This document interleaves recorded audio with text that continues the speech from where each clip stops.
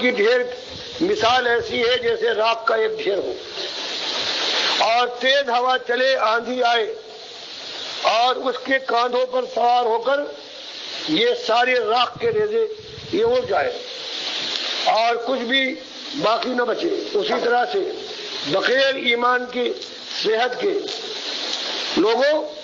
آج جتنی چاہو عبادت کر لو، جتنے نیکی کے کام کر لو، اللہ کے یہاں جب قیامت کے فیصلے کی آندھی چلے گی تو فیصلہ ہوگا اور ایک چیز بھی اپنی جھولی میں جو ہمارے سادے کی شکل میں سمجھتے ہو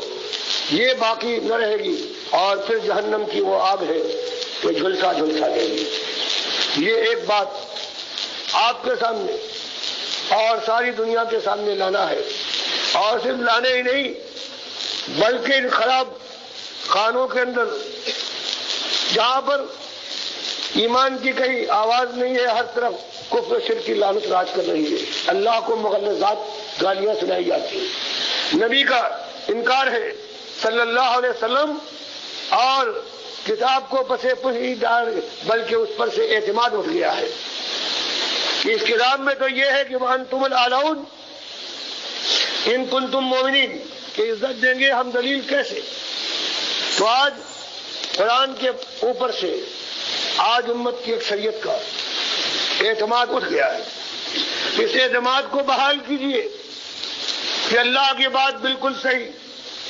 لوگوں جو تمہارا ایمان جس کے اوپر تمہیں یہ اعتماد ہے کہ سچ اصلی ایمان ہے، یہ ایمان نہیں۔ ان صوفیاء نے اتحاد کے ذریعے سے اور تمہارے علماء نے احباب نے بت پرستی کی قبر پرستی کی بنیاد پر عام کر کے کہ اللہ کے نبی صلی اللہ علیہ وسلم کو پہلے زندہ کیا اس قبر میں۔ اللہ کے نبی صلی اللہ علیہ وسلم فرمائے بخاری کی حدیث میں کہ مرنے کے بعد میں جنت میں جنت الفردوس میں سب سے اچھی جگہ جو ہے وہاں پہنچتا ہوں گا، بخاری کی حدیث میں۔ صحابہ کا ایما ہو گیا کہ نبی صلی اللہ علیہ وسلم وفات پا چکے ہیں، اب قیامت سے پہلے زندہ ہونے والے نہیں۔ اور آج کی امت ان کو اس اندھیرے گھر میں بند کر کے خوش ہے۔ اللہ کے نبی صلی اللہ علیہ وسلم فرمائے کہ ساری کائنات کے اعمال اللہ کے اوپر پیر اور جمعرات کے دن پیش ہوتے، آج وہ اعمال جو دور سلام کے ہیں وہ نبی صلی اللہ علیہ وسلم پر پیش ہونے لگے۔ یہ ایسا شرک اور کفر ہے جو آج امت مسلمہ کے ایک ایک ریشے کے اندر دوڑ گیا ہے، اور یہ کہاں سے آیا ہے؟ وہی شیعہ ہے، وہی رافضی ہے، وہی عبداللہ ابن سبا کی اولاد ہے جس نے چھاڑا، اور احمد ابن حنبل کی اس دنیا میں شہرت کو جو 220 اور 30 کے درمیان ہوئی تھی خلق قرآن کے مسئلے میں، شیطان نے ان کو ہدف بنایا